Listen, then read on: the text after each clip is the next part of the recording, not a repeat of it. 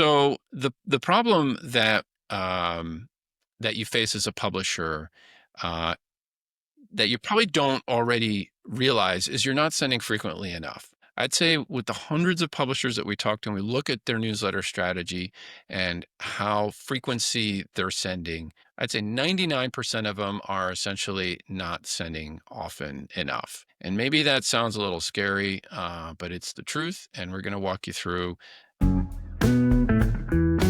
Welcome to the Paywall Podcast, where we discuss paywalls and paywall strategies for news and magazine publishers. This episode of the Paywall Podcast is brought to you by Leaky Paywall.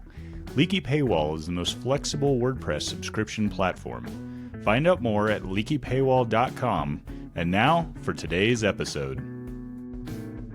A couple weeks ago, I was talking to Coffee Review, and they asked a very, very good question. And I'm going to just read what they actually asked me. What do you find is the optimum frequency for emails? We're considering how frequently we need to create content.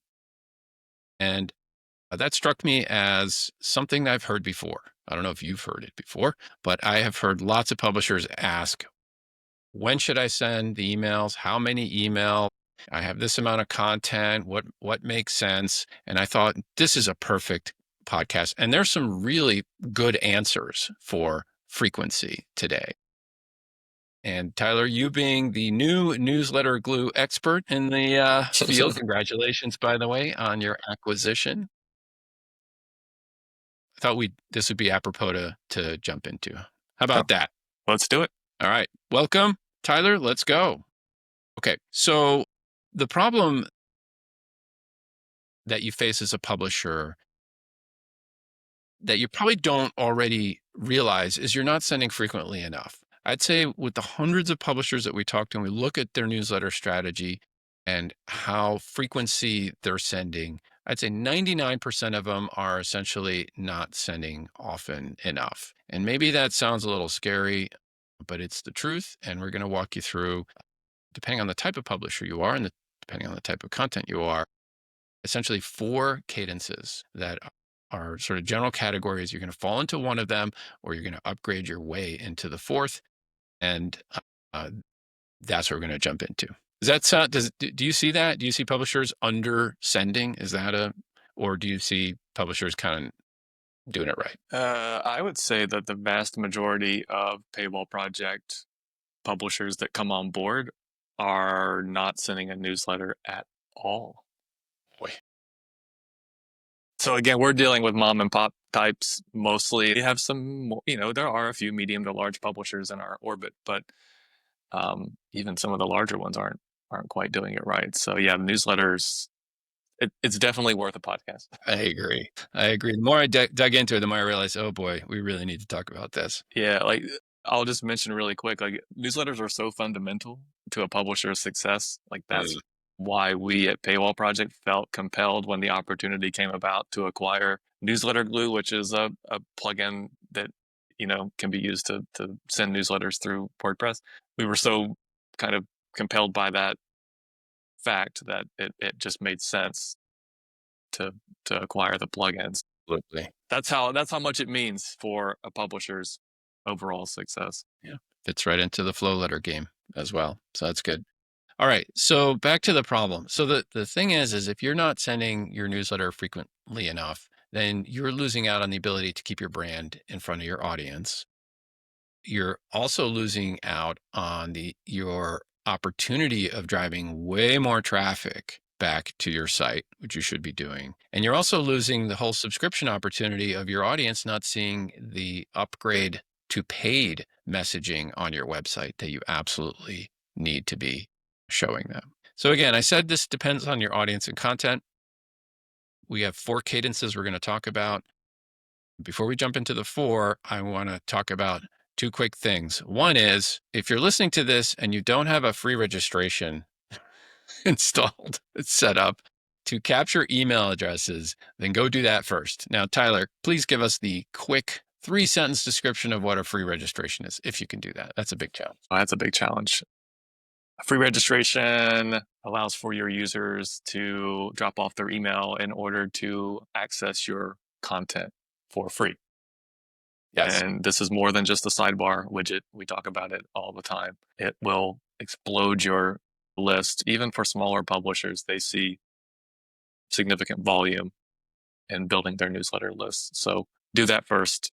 Open the gate for that list growth, and then follow these cadences. Perfect. Leak some content, require people to drop off their email, choose a password, give them maybe a little more, get them on your newsletter, watch your email list explode. Good. All right. Second thing I just want to mention is something that I see some publishers who are on kind of the aggressive email side of the spectrum is sending too many articles in one email. So can't remember who it was, but I was looking at a newsletter the other day and there were about 20 articles packed into the newsletter. Goodness. Yeah, titles and excerpts.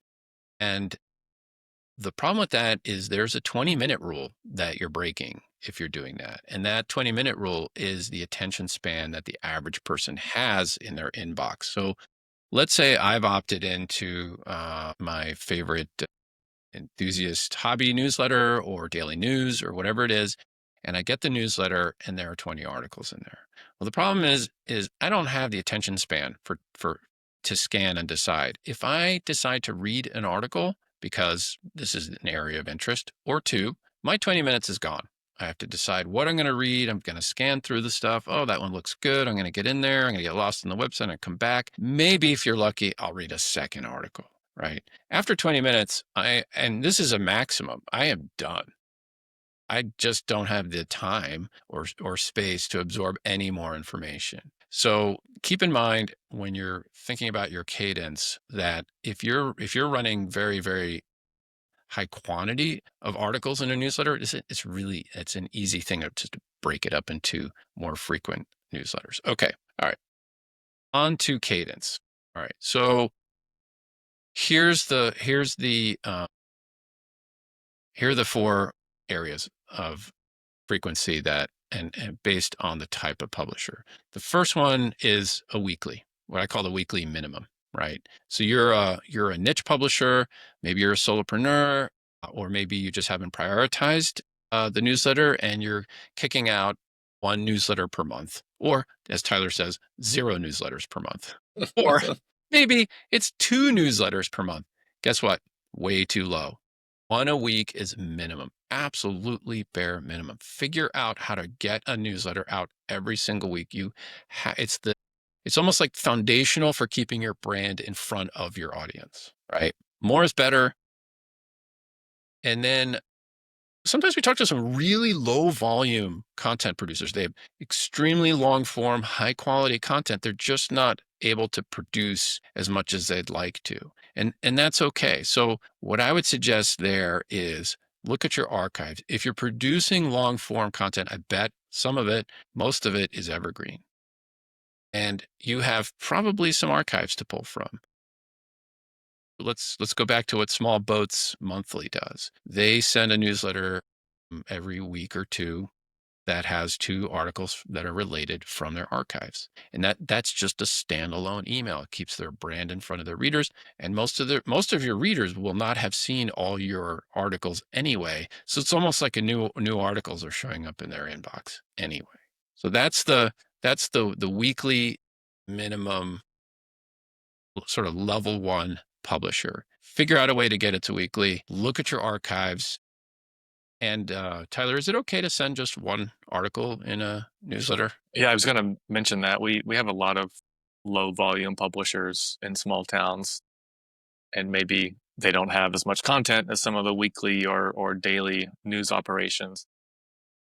They will send out a newsletter whenever they have a news story. And so that newsletter will just contain 1 piece of content, which is totally fine in a small town where there's just not a ton of content. Don't be afraid to fire out a newsletter when you've got a new piece of content. Because again, if you're a local news publisher, you're likely the only source of what's happening in the communities. Treat it as that, as that gold in the community. Yeah. Send an image, send a longer excerpt. That's precisely what they do. Yeah. Find a sponsor who can absorb some room. My dad always said, nature abhors a vacuum, which is really the truth. So if you have space in your newsletter, it'll get filled. Once you start thinking about it, especially a sponsor, it'll fill. Okay. So the weekly minimum is the one. The second level is sending your content 2 to 3 times per week. This is a pretty typical cadence for like enthusiast sites that have a steady flow of new pieces or sections. So it could be like sports or hobby publications. Magazines always, for some reason, fall kind of into this category. Politics, like Monday, Wednesday, Friday stuff, or culture. It could be, local cultural, like a city magazine or food. This cadence is a pretty typical one and is good. So if you're in any of those categories of publisher, you should be at a minimum aiming for 2 to 3 times per week. Longer form content, you probably don't have as much as like a daily news publisher does, and 2 to 3 is pretty good. One is you may be doing one. I hear a lot. Oh, we're doing two a month. We're doing one a week. It's not enough. Again, go back to your archives if you need to. Pull those forward. Make them related to your new content. And what you'll see is you'll see that brand get your brand get in front of your readership. You'll send a lot more traffic back to your website, and that'll trigger the upgrade messaging for paid subscriptions. And it's kind of I don't know what you think, Tyler. I feel like it's a simple formula. Yeah, It's- the incentive is more emails equals more conversions ultimately. And so think about it in terms of a profit motive. There it is. yeah, exactly. And there's data. I did some research pre this podcast, and there's plenty of data that supports the frequency of emails and the overall cadence of emails is growing. Like we're almost, especially when we pay for something, we're almost expecting to get some more volume. It's like, I want this, here's my money, give me more. You know what I mean? Yeah, right. For sure. Yeah, I'll be honest, I've never met a publisher who's oversending. Yeah. That's right. Yeah. The cautionary tale, though, I'm glad you said that. Cautionary tale, there is one very clear line that can fall into oversending, and that's sponsored emails. Yeah. Yeah, that's a different story. Sending promotional content that is strictly and only promotional, Mhm. red flag right away, and can actually have a lot of damaging effects on your domain's reputation with Mhm. whichever email service provider that you're using. Highly recommend not doing that. It's a quick way to get yourself in some trouble. But what do you recommend, Pete, in terms of actually sending that promo content? That's a really good question. I'll just finish that by saying that is the fastest way to get unsubscribes if you really want to get people to unsubscribe. So there's no hard rule for this one. This is essentially you have to earn the trust of your audience and deserve the ability to send them a promotion. And then you need to be very careful with your promotions to make sure that whatever sponsored article you're sending adds value to your reader and is a match for your brand. And it's something that you genuinely are enthusiastic about. So when you're helping or writing this article for your sponsor, that natural enthusiasm just pours out. Like, this is a great, yeah, we use it. Yeah, this is sponsored, but man, we're doing this because we love it. Like, that's kind of the vibe that you need to be sending. The Fisherman is a good example of this. So they're a magazine, they cover fishing up and down the eastern seaboard in the US, and they do a fair amount of sponsored content and they send sponsored emails. But you know what? They are enthusiasts of the fishing gear that they promote, whatever it's gear or boats or whatever it is. They are truly, truly excited about promoting stuff that they like. And that's really where you have to be. Okay. Good question. That's another podcast. Just kidding. All right. So, all right, we've talked about two cadences, the weekly minimum, the 2 to 3 times per week for the sort of magazine enthusiast, maybe niche news type of publisher. Then we get into the daily, right? daily email sends. This is very typically, as you can imagine, daily news, right? And the idea is, yeah, frequency. News happens, news happens quickly, you want to get it out. And I would say at a minimum, if you're a news publisher, local news, regional news, you need to be sending out a minimum of a daily email. Minimum. What do you think, Tyler? This is kind of your wheelhouse in terms of working with news publishers. I mean, you have a range of publishers too, from the small to the bigger. Yeah. Sending daily is, when you compare it to those that don't send or to those that only send once or twice or even 3 times per month, the data is very clear on this in terms of traffic, in terms of conversions, in terms of retention of your customers. It's very important. People don't think too much about that when they're sending a newsletter. It's very important for your retention to keep your brand in front of them, so they think, oh, I see my local news. Oh yeah, I pay for it. But they're seeing that and they're thinking, yeah, I'm getting my money's worth, and there's value in that. So yeah, sending daily. Again, if it's only just one article, it's totally fine. If it's multiple articles, totally fine. Yeah, the more the merrier in that regard. Yeah. Maybe not sending 3 times a day, but once a day at a minimum, I think is a good general rule for anyone that can get to that level with their content. Yeah. Yeah. And it gets into this daily frequency for news publishers gets into driving traffic. So, you're sending every free registered, every paid subscriber back to your site. You're literally swarming your own site with traffic, and that gets you off of the social media and SEO treadmill. That's sort of a dangerous place to be. It puts you in control of your own audience. And then the second thing is that sort of rise of traffic triggers the upgrade messaging to your paid subscriptions much more frequently. And that's really the game, because you need the for readers to turn into paid subscribers, they need to see upgrade messaging. The statistic is somewhere around 13 or 14 times before people convert. And so you need to show that upgrade messaging frequently, and that's done through your daily news. Now, let's talk about multiple times a day. The fourth level, the fourth cadence. And we do work with publishers. And I know some of you might be listening to this and thinking, oh my God, that sounds horrifying. Like, so much work. Oh my God. That sounds like a lot of work. It sounds like a lot of spam in someone's mailbox, but it's not. And so how do you handle this? So now, first of all, multiple daily emails is usually when you're dealing with news of some kind where the volume is just enormous, right? I mean, New York Times is the obvious example. I probably get push notifications, I'd say, 6, 7, 8 a day. I don't really count, but a lot, maybe even more. I don't know. I'd say their push notifications are certainly more frequent than the emails that they send. Breaking news is really part of that. So if people are opting into breaking news, yeah, give it to them when it breaks.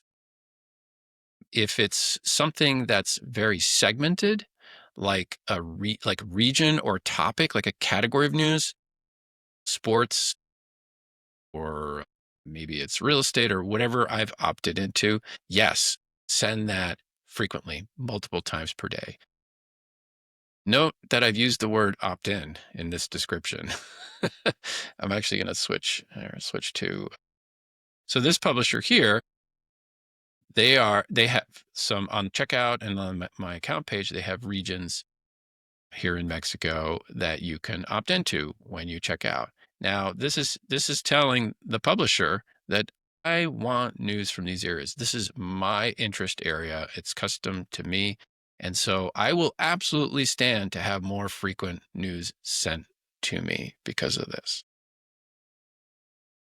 Now, let's talk about automation a little bit, because you're freaking out. You're thinking, I can't do all this. This is not possible. How is this possible? Right? I have a small team, even a big team. It's like, this is a lot of work. So Tyler, how do we automate this? How does this work? Well, since most of the publishers that we work with, well, not most, all of them are using WordPress, which means that all of your content is in one spot, you can set up automations in WordPress that will send out emails to specific groups of people, whether that's in MailChimp or Flowletter or what have you, that go out whenever there is new content in that particular category. And so in the example of what we're looking at here on the screen, which is Mexico News Daily, they've got 8, 9 different whatever locations. Whenever they post content about Southwest Mexico or the Gulf side of Mexico or the Yucatan Peninsula, that content will be fired out in a newsletter,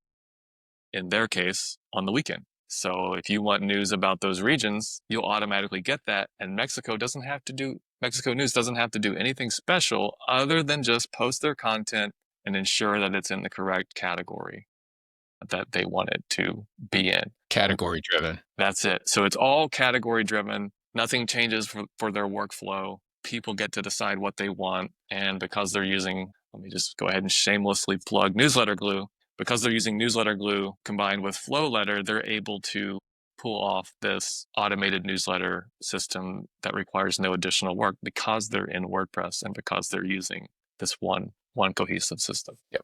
Nice. Yeah. So opting in gives you the right to send more frequently because your readers are telling you do it, and then you automate that. MailChimp will also automate your. If you're using MailChimp, you can use RSS to email in MailChimp. It's a little prehistoric, but it does work and it does do the job. And if that's your only choice, then absolutely do that because you want to get the news in the box. You want to drive the traffic back to the site. You want your brand in there. You want upgrade messaging in there. You want all that good stuff. Yeah. Yep. Okay. That's where the beauty of using Newsletter Glue comes into this, is that you're using your existing WordPress data to automatically create this. See, there's a lot of design control over the output. So that RSS feed, yeah, if you're using that, continue to do it. Like, don't turn it off. Keep that rolling. But just know that there are better alternatives if you're in the WordPress ecosystem to make that look and feel better connected to your overall brand. Yeah. Reach out to us if you want to dive deep into this. One category of publisher I will make a shout out to is the sports publisher. Now, we are obsessed with sports in general as far as humanity goes. I think we have a special level of obsessed in the United States with sports. And if I'm tracking a team, it doesn't really matter how many emails or notifications I get about my team because I want them all. I want to be first to get them. I want to know exactly what's happening every minute of every day with my team. And I speak from experience. So we did a project with a Pittsburgh sports publisher years ago, and we built an app. And I remember having a conversation with him because he was sending 11 to 12 push notifications a day about the various sports teams in the Pittsburgh area. And you know what he said? He said his readers wanted more. I am not at all surprised. As someone who lives about an hour south of Pittsburgh, who's in the city often, I am not surprised by that. Pittsburgh's a big sports town. People love their teams up there. Absolutely. So if you're in the tracking sports teams universe, then you probably need to just pour a little extra gas on your emails and your notifications. For sure. I'll leave it at that. Yeah, I would say one other use case too for the sports, also the financial publishers who are, maybe you're writing about stocks and things that are people want to know about right away. Yeah, give it to them as often as you can, as often as they want. For sure. That content. So yeah, there's any of those kind of frequent high volume type content types are ideal for this. Yeah, finance, of course, you want the information right away as stuff breaks, especially if you're in the trading game.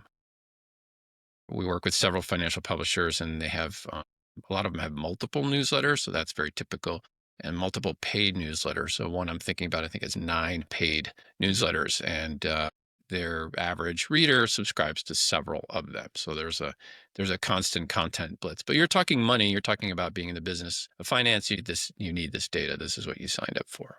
All right, Tyler, thanks so much. I think this covers it. We got the 4 cadences. We got the weekly minimum. So if you're not there, make sure it's once a week. Work on your archives. You have the 2 to 3 times per week. You have enough content. Maybe it's long form. Or you're a niche publisher. 2 to 3 times a week is a good cadence. If you're in the news game, daily. And then if you really want to up the game, make sure you give people opt-ins to opt in, and then automate categories of your content. Could be by location around your town, by like towns around your city. It could be by category of content.